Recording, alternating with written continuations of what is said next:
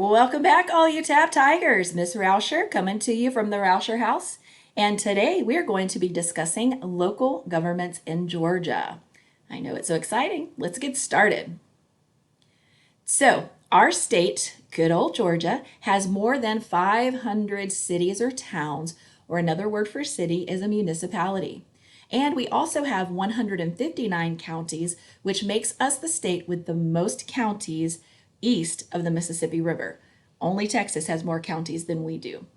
If you'll take a look at the map here to the right, this shows you outlines of each of Georgia's 159 counties. And if you'll notice, each one of the counties has a dot, and that dot represents the main city, or it's called the county seat for each county, and that is where things like the courts and the jails are located. So for Cobb County, our county seat is the city of Marietta.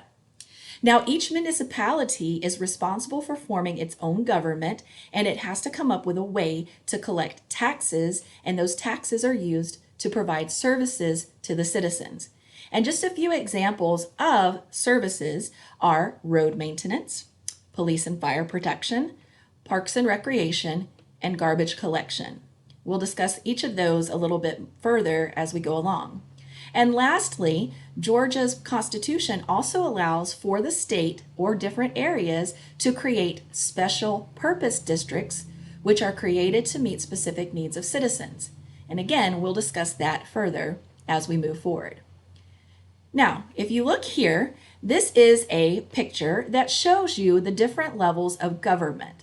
We have the federal government, which is the government for the entire United States. Then you come down to state government, and then you have your county government.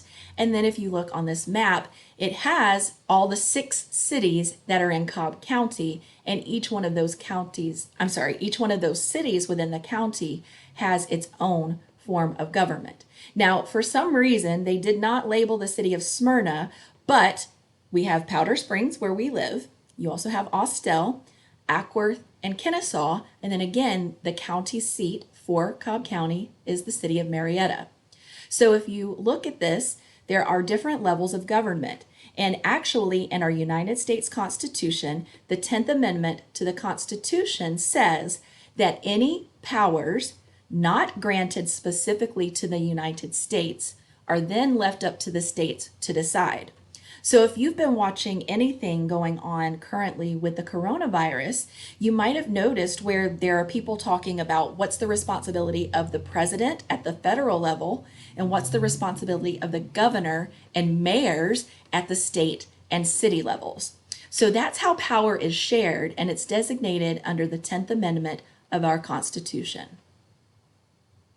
So speaking about cities in particular, or municipal governments, each municipal government has to provide those services for their citizens, and they also have to provide functions that are not provided either by the state or federal government.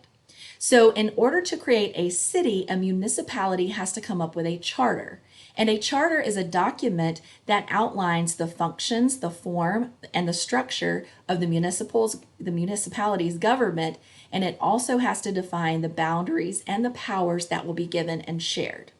Our Constitution, the state constitution, does not limit the number of municipalities in the state, but there is a process that citizens have to go through in order to form their municipality, and they have to make a formal request to the General Assembly, which is our state legislature, in order for the General Assembly to consider approving the charter. So let's discuss that a little bit more. What has to be included in a charter for a city to be formed? Well, firstly, there have to be at least 200 citizens living in the area. The area cannot be more than 3 miles from another city or municipality, and the land within the city limits has to be divided, at least 2/3 of the land has to be split into residential properties for houses to be built or people to live, and then you also have to have business purposes set aside. So that would be commercial. You can't just have a totally wide open area. You have to take at least 2/3 of that and designate part of that for people to live and areas for businesses. All right, so that's what you have to include in your charter request. Now, in order to maintain being a city, if you are granted your charter, you have to do several things. First, the city must hold regular elections. Also, a city must hold at least 6 official meetings every year. And lastly, a city must provide at least 3 or more services to the citizens of the city. So again, that would be the police, fire protection, parks, trash, and there are numerous other types of services that can be offered. But a city has to offer at least 3 of those to their citizens to remain a city. Without these 3 things, the legislature can revoke or take away a city charter. Now, the next level that we move to is the county government. Counties have several functions. First, a county is a way for people to be represented in the state government. Also, each county has a sheriff that acts to protect the citizens. As well, a county government keeps track of land ownership. Also, counties are responsible for giving out licenses for marriages and for automobiles. And lastly, a county government is responsible for organizing the elections at both the county and state levels. Also, a county has a way to provide that voting voice, and so Georgia is broken into Senate and House districts as well as counties. Now, a county might be split. It might have 2 different House districts. It just depends on how the lines were drawn. And in just a moment, I'm going to show you maps that show you our districts. But if you can think back to when we talked about reapportionment, the way that the counties are divided, or the way that the actual districts are divided, is they want to take the number of citizens in Georgia and break it down so that each area, each district represents an equal amount of people throughout the state. Okay, so if you remember, there are 180 representatives in our state. So they've got to take 10 million citizens and divide those equally into 180 different districts. And over in our state Senate, we have 56 districts. So they've had to take the state and divide those different Senate districts into 56 districts with equal numbers of people as well. Also, for our county, we have a probate court in every county, a magistrate court, and a juvenile court. And also, cities can have their own courts, but it's not required that they have that. And also, they do not have the same function as the county level courts do.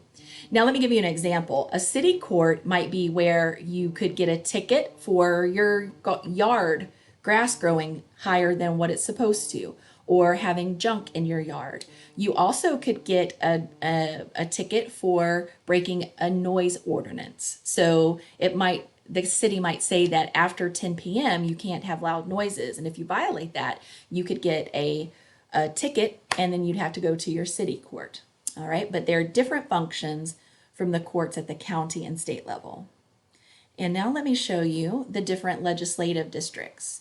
So you can see that the different districts are broken up. This is the Senate districts, so you can see they're fewer. And then if you remember, we said that there are 180 state legislators, so we had to break those up into a lot different districts. And as you see, when you get into the metro Atlanta area, where a lot of our citizens are concentrated, you can see more and more of those districts. Counties also have additional responsibilities. So I mentioned some of these earlier, but a county is responsible for building and maintaining roads. They also are the ones that operate giving out licenses for cars and trucks. And counties also run Georgia's social welfare programs. So we have to vote when we live in a county for people to represent us in those different roles. So at the county level, Georgians vote for the county commissioner, and depending on the way the county is structured, there might be a board of commissioners. Citizens also vote for the clerk of the Superior Court for their county and the judge of the probate court. You also have to vote for your county sheriff, and then lastly, you vote for the tax commissioner. So as you can see, there are just some images over here. This shows you the DOT, the Department of Transportation, at work fixing or maintaining roads. And again, those services are paid for through taxes, which are collected in various ways. And we'll discuss those in a while. I'm going to go ahead and end this part here. Please tune in when we will talk about special purpose districts and local government roles. See you in a bit. Goodness gracious, kids. See you soon. Bye.